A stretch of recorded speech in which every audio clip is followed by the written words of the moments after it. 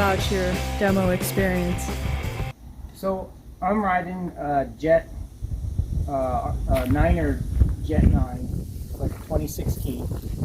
I've been riding that for 5 or 6 years now, and I'm trying to upgrade into one of these new trail bikes. So this is the Pivot Trail Fortune 9 that I tried yesterday, and it was a pretty big change from the Niner. Lots of differences, and big differences and subtle differences that I didn't expect. The biggest differences is the head tube angle, which is nice for downhilling and Straight lining, I think you said yesterday. going fast, but it's not very good for climbing. And that maybe it's something that I would get used to, but it is floppy in front going over technical climbs, and whereas that one I can really I can hold a straight line, I can ride over almost anything, and this thing was just completely different.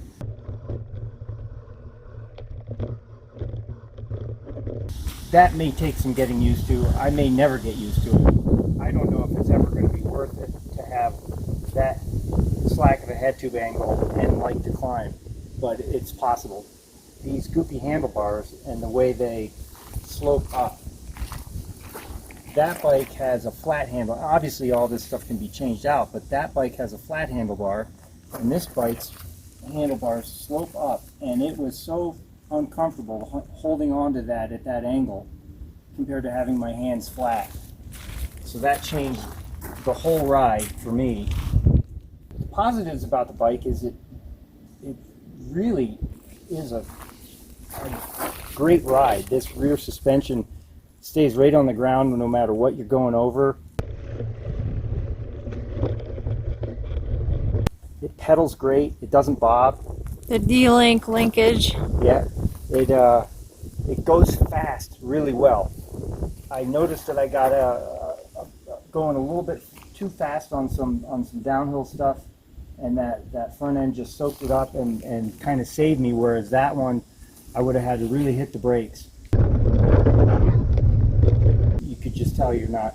Would wag your back end maybe? You're getting a more little bit out over your comfort level. Yeah. And this one, I think you can go a lot faster on the downhill.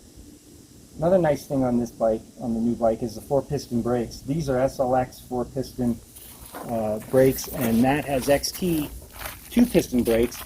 The Niner does, but oh man, it's like night and day. These Old style SLX here. brakes work really nice. This front tire, I'm sold on getting a little bit more aggressive front tire. I've been running the Maxxis Ardent 2.4s on this on front and back on the Niner, and I'm sold on having a little bit more aggressive front tire, because That's I was the Minion DHF or something probably. What'd you think of this tire? What's this guy? it was adequate. I didn't have any Show me that one. Recon. Pretty low rolling resistance. It's very and similar to the Ardent. It was a decent tire. No problems. I wasn't spinning or sliding. These grips are horrible. Very uncomfortable compared to the if you're used to these Ergon grips. Ergon grips. These things are brutal. Just freaking brutal. What'd you liken it to? Either hanging onto a rope in gym class, or maybe a really old corn cob.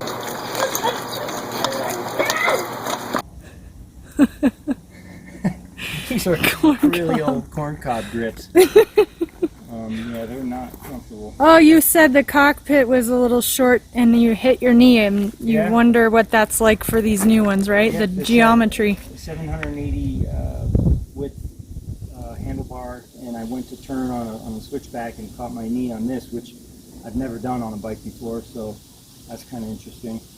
Another thing that's different about this is it's the pedal width is an inch wider than the Niner, so you're almost getting into fat bike type pedal width on this thing, and that was different. These little subtle changes, if you've been riding a bike for 5 years and all of a sudden your feet are an inch wider.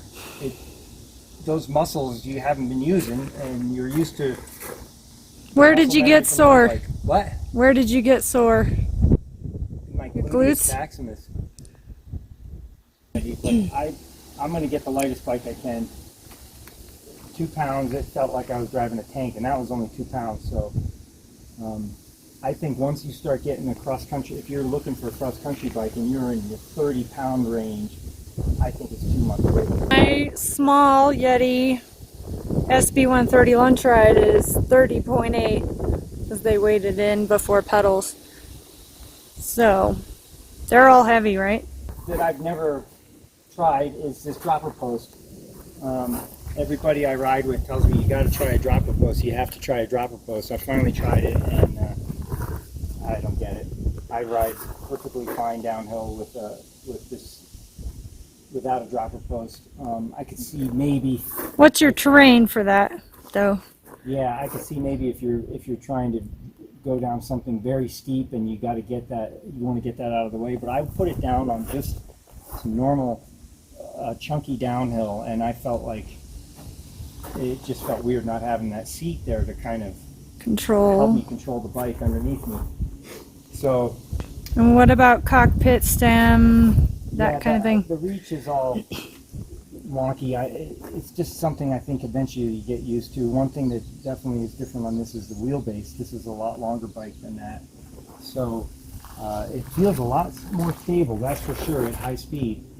But it also just feels like a big bike to go around hairpins and whatnot, and turning in and out of rocks and stuff. Different technique? Yeah, picking lines. It's a lot more bike to handle, and I'm assuming I could get used to it, but I feel like it takes setup when it's a longer wheelbase. Like, it's not steering so much as laying it out before you get into the turns, right? And another thing is it may just be you ride right over it. You just roll right over it instead of trying to go in between things.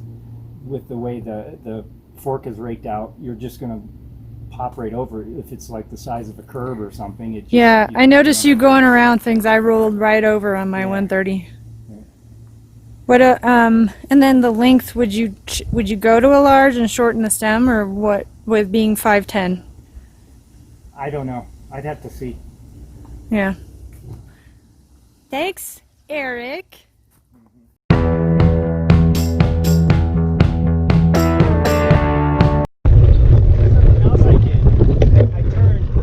Smack my knee on it. Never done that.